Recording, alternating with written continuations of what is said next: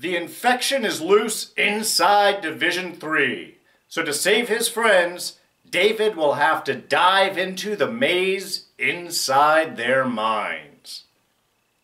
Which he does.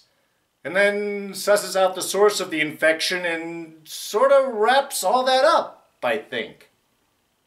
Huh. This is only episode 3 of the season, right? One door closes and another opens. On this week's Legion, Chapter 11.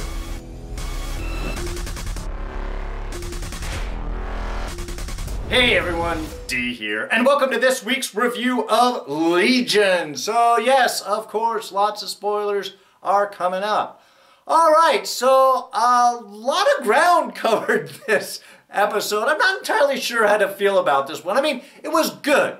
There was a lot of great storytelling, a lot of wonderful visual work that was done. I mean, really, quality stuff. Just where everything kind of ended up at the end, I'm just not really sure how I feel. Just some stuff was sort of settled up a lot faster than I thought it would be.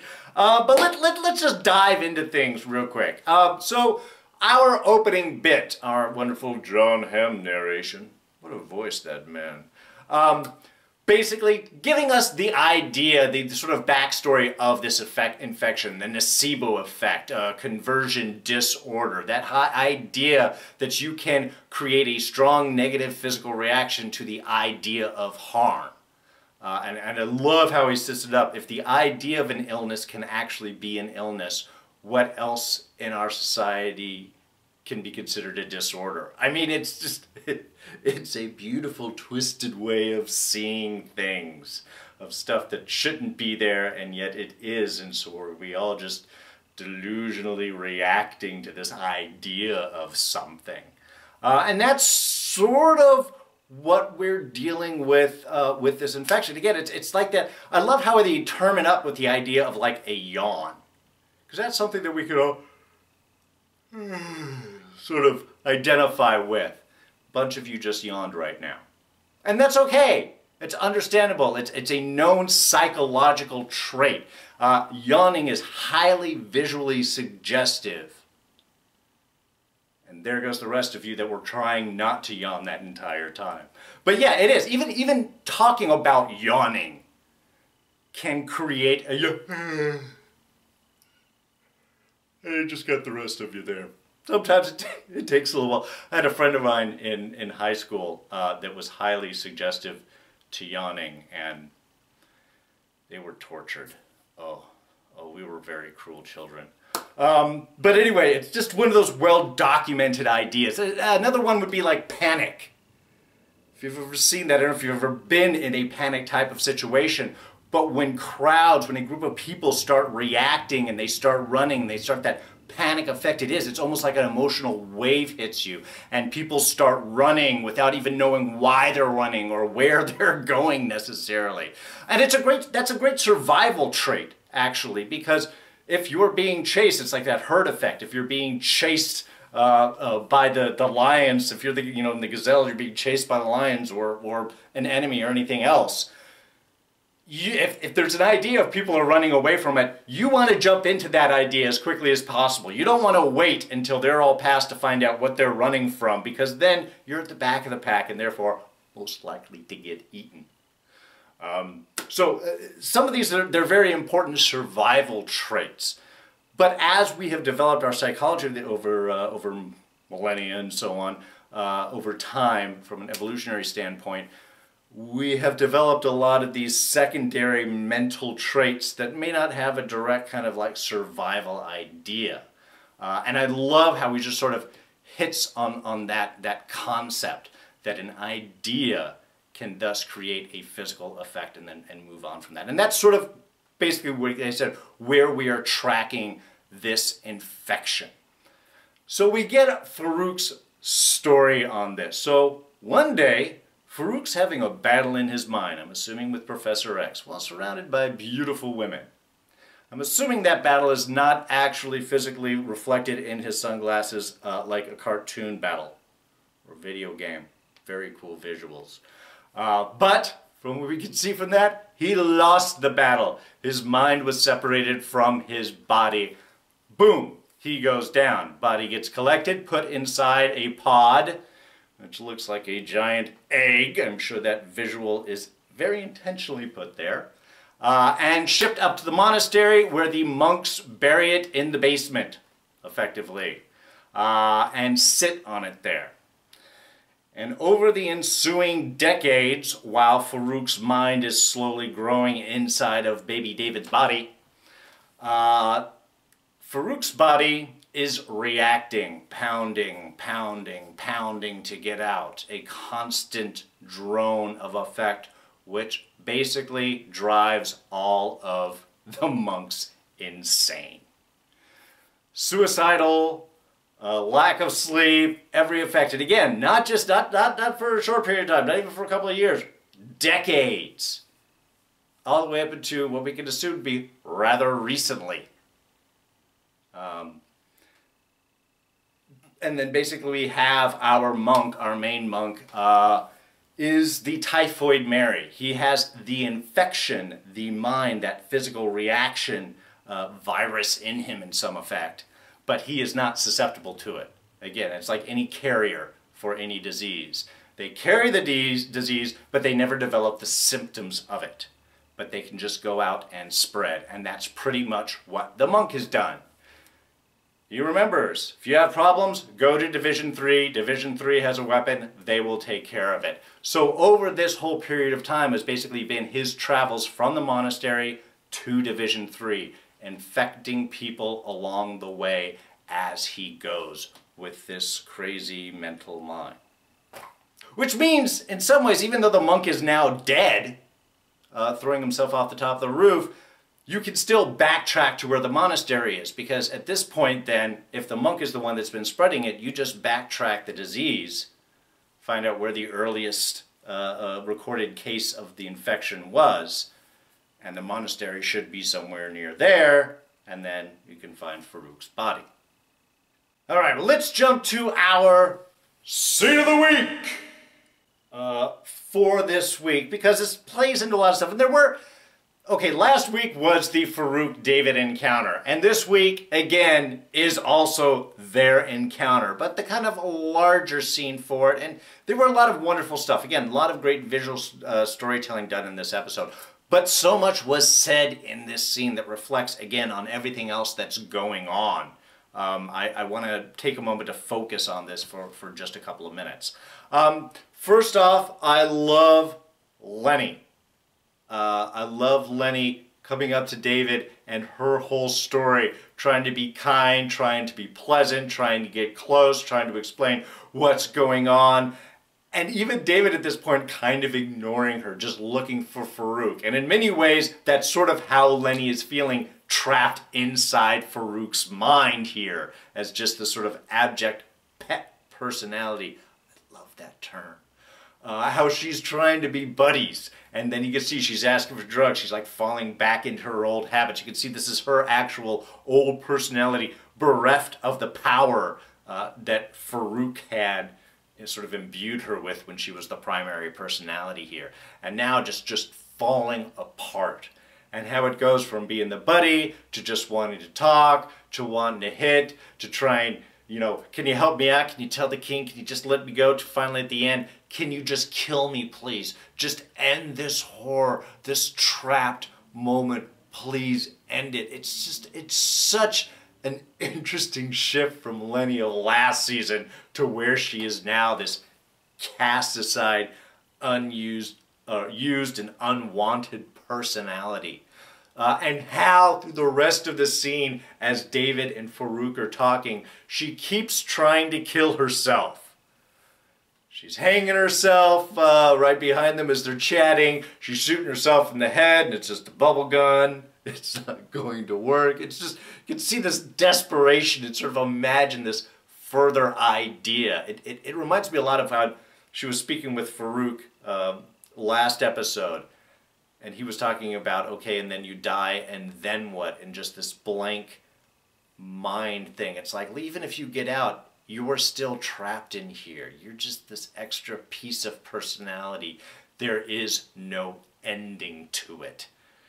So really we get to see how that's just driving her further insane, which is just an interesting backdrop to have between the discussions of David and Farouk. And they're also, we're getting these beautiful insights into Farouk. Now, admittedly, everybody wants to be the hero of their own story. Even villains, bad guys, we'll get into his villain stuff in a second.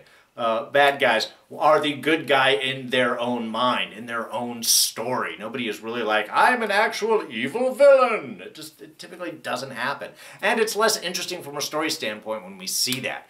Those people tend to be one-dimensional.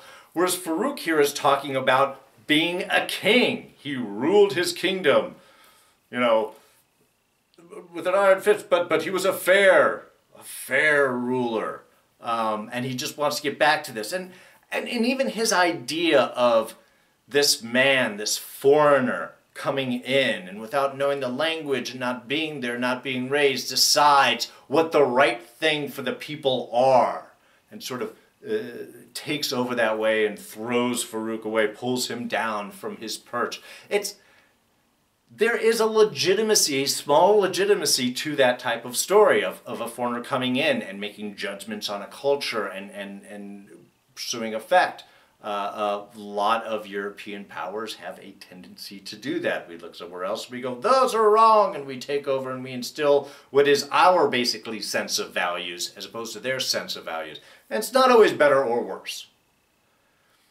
So it's great that Farouk is kind of giving us this idea, this almost sympathetic cast, image of where he's coming from and what the type of person he is. But David very rightfully throws it back in his face. It's like, you've been haunting me since I was a baby. You put your mind in here. This was your choice. And yes, well, Farouk is life or death. He chooses life. Still doesn't have to be little baby David there.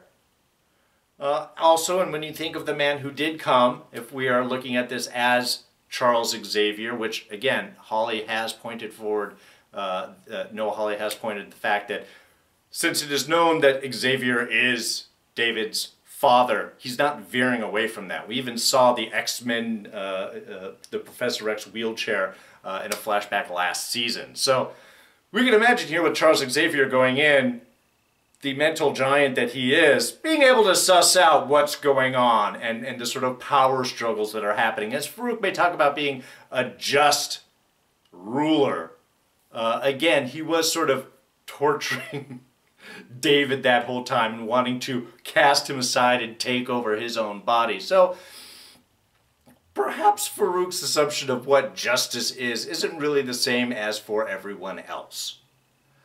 And yet, even though David seems to see this, he is convinced because of Syd's story that he has to help. And the fact that he keeps trying to convince Farouk that, fine, I'll find your body and then you're gone and nobody hears from you again and it's not going to be the same way. It's the same thing as the promise not to kill or anything like that.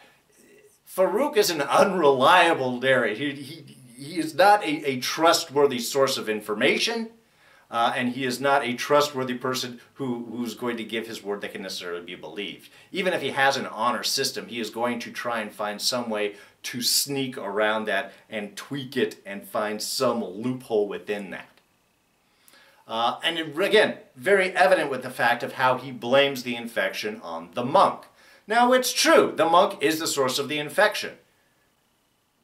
And it's not, the interesting thing is, it's not Farouk's mind, but it is Farouk's body that is the real cause of the infection. That is where the beginning of. So Farouk is ultimately responsible for this. He created something, or his body did, as a response that then infected the monk's mind and then spread out to everyone else. So while Farouk again is putting blame on the monk, he's avoiding the fact that ultimately it is still falling upon his responsibility.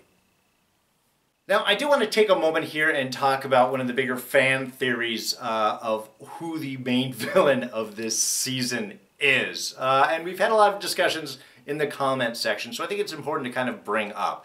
And of course, this is the idea is that David is actually the villain of this season. That something happens over the ensuing period of time and he goes mad or his multiple personalities start to split, and we've been hearing those little voices as he sort of debates things to himself. Perhaps one of those has split off and taken over. I mean, David even makes that mention to Farouk there about change, you know, that people do change. So I think it's important, it's worth diving into that idea for just a moment, because ultimately what this does is reflect back to a lot of the information that we have gotten from Future Syd. And the more information we find out, the more I wonder if Future Syd is actually a reliable source of information. Because she hasn't said a whole lot, despite the 2 encounters, outside of reinforcing the fact that David needs to get Farouk's body. Oh, she did say that David killed Farouk in about a week or so, bashed his head in. But how? And was it just the body, or was it the mind? And was the mind in the body, or was it like Oliver's head and tried to kill Farouk by killing Oliver? Because if he kills the body without the mind might just jump back into David. Perhaps Farouk then finally takes over David again, or ascertains part of his personality, and thus becomes a villain that way. Or perhaps Farouk's mind jumps into Syd. And Future Syd isn't actually Syd, but Farouk in her body, who has convinced future Carrie to build the orb, to send her back in time, to convince David to go and actually find Farouk's body, to help him. Don't kill me, you have to help me, so I can get back in my body and be king again and take over and do everything. Yeah, I think he's going back to his kingdom. David said, you're going to go. But Farouk never agreed to that. Always have to listen to the language. Language is important. So I am beginning to wonder if Syd herself, if Future Syd is actually a reliable bit of information. Because Farouk is definitely behind much of what is going on. And we don't know what this big change, this big event is that eventually comes up. But since the infection doesn't seem to be involved anymore because the monk's gone and David knows how to sort of reverse that, even though it might take time, then what's left? Because all that's left then is the search for Farouk's body, which means it's just Farouk versus David. So, I don't know. And the mazes. I think we're all done very cool. But, okay, wait.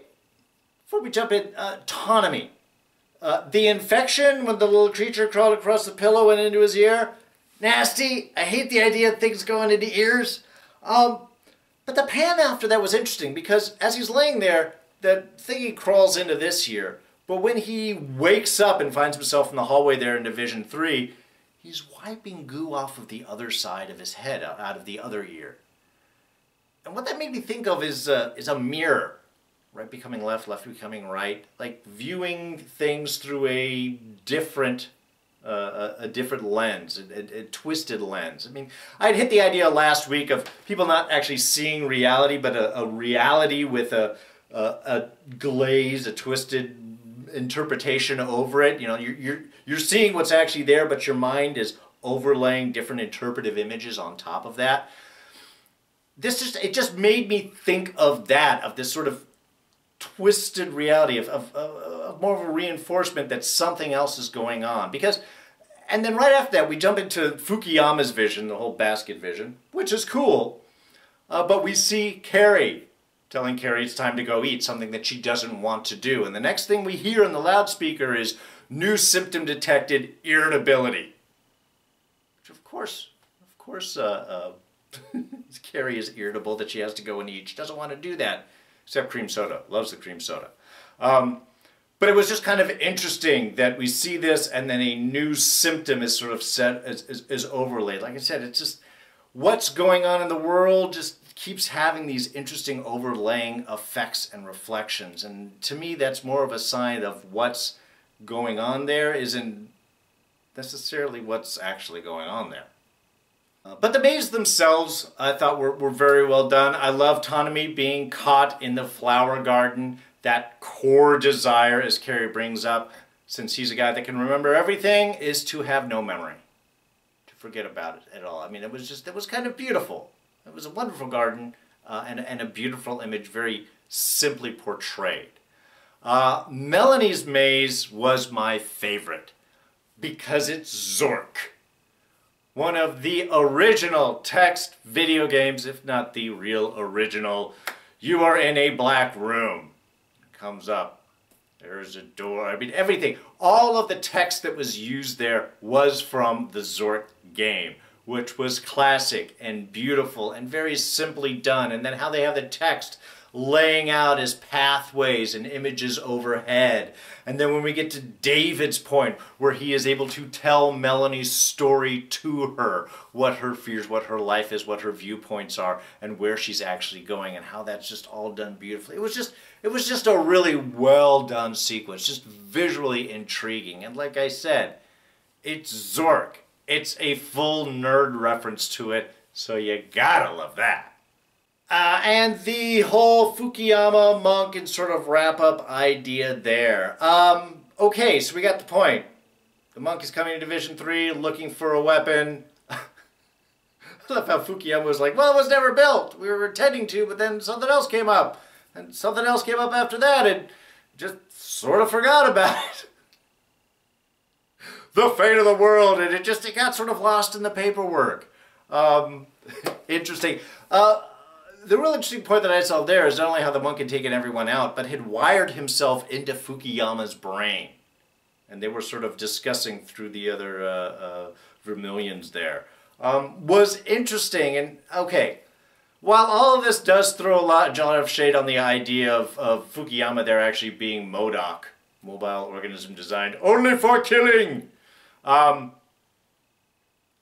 do wonder if being connected to the monk's mind might have laid a secondary infection directly into him. If that might have twisted things. I don't know. I'm not sure. Because of the mind-hole connection there, I'm sure something is coming out of it. But the monk eventually going was kind of, it took me a moment to sort of jump on top of that. Because I guess basically he's looking for the weapon to destroy Farouk's body. The weapon is David. Because the monk was inside David's mind, he knows that he's basically working with Farouk, that he wants to find the body, not destroy the body. Whether it's for Future Syd, whether it's for his own reasons, I don't know if the monk knows or even cares. But I think after that point, since basically his mission was done and he has been this carrier, I think that's why he ended up axing himself off the top of the building. There wasn't really anything else for him to do. He's been tortured for decades about this whole thing. That constant pounding, and while he may not be chattering teeth in the corner, he's definitely carrying this infection, spreading it out to the world around him. I'm pretty sure he's aware of that at this point. People don't matter, the future does. Okay, I guess that's done now, so now maybe people do matter.